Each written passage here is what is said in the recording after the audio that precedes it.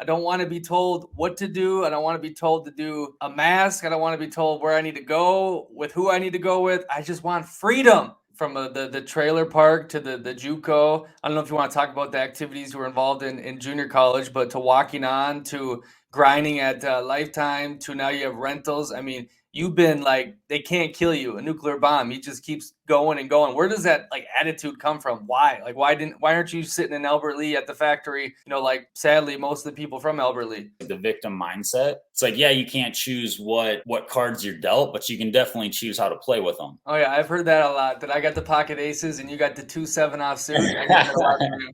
You're not really going flaunting pocket aces. You kind of want the listeners, because you've never told the story about your JUCO experience. I think my struggles or my adversity came from like really trying to get outside of the comfort zone, and that pisses a lot of people off. So here's how I phrase it: is if you really go against the grain, everyone around you is going to test you because they're like, who the fuck is this kid? Who does he think he is? Like, he can't be that bold. He can't be that confident. Like, he's going to fail. So a lot of times it comes from an insecurity, like, damn, I wish I could say that or do that. And they don't. So they kind of put their insecurities on someone. But the second you just keep fighting and beating it, there comes a point where they're like, oh shit, he's the real deal.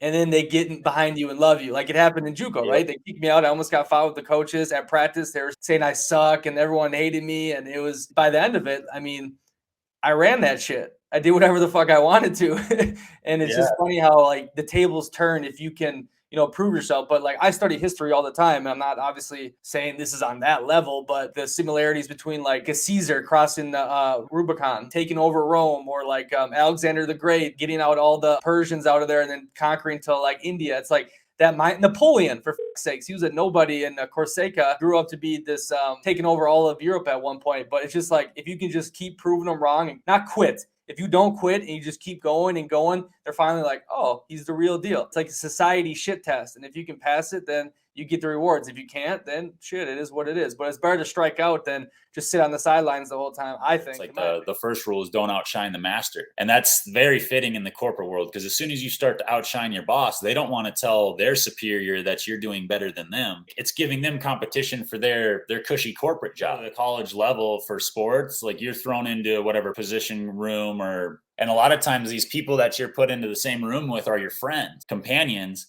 and you're told it doesn't matter if it's your friend, your brother, your sister, your cousin, go take their spot. The best person's going to win. Fight to the death. Take their job. All of a sudden you get to the corporate world and it's like, all right, I'm going to take my boss's job. And then when anybody asks your boss how you're doing, it doesn't matter how good it is, outshining the master, like I was saying, they're not going to talk good about you. They're like, oh, you know, he's a hard worker, but I don't know, he's not a good fit. You need to work on his team player skills. Like, I couldn't imagine. I mean, obviously, us humans, we get used to anything, but like dealing with your HR, dealing with 1 week of vacation, like, and I know your company, until you get later on, you were having like 2-3 days paid off, right? I mean, yeah, they make good money for sure compared to the rest of the world. If you're in corporate America, you have the safety, you have the security, right? But I mean, I know when I get in a routine, all of a sudden it's a month goes by. And if you're in that corporate America, bro, like I would feel like my whole life would fly by me in a minute. And what does it really get you though? Like, yeah, then you get the nicer car because you have the promotion, and then I'm gonna get a watch to show that I can belong in this room.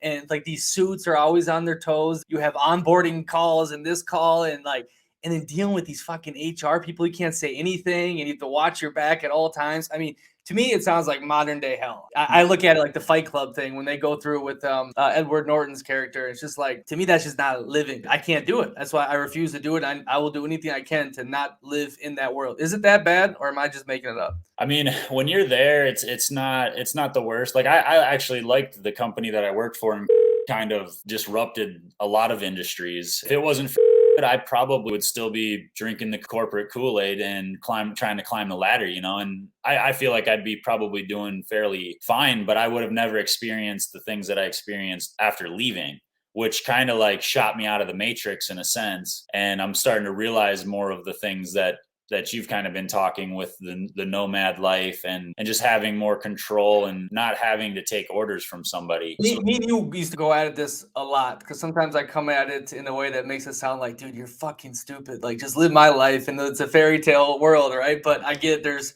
circumstances and things and perceptions and whatnot. But to break it down for a lot of people is like my life, I live very good at $2,000 a month, sometimes less. I mean, sometimes more if I'm like splurging myself. And people think like, what? $2,000? Like, that's my rent.